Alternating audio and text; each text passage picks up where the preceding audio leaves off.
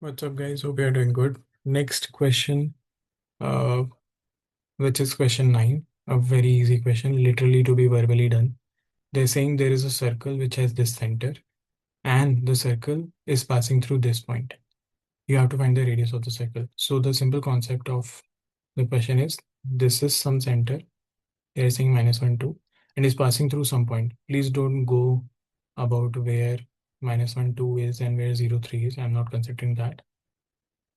So they want the radius. That means basically the distance between these 2 points. That's it.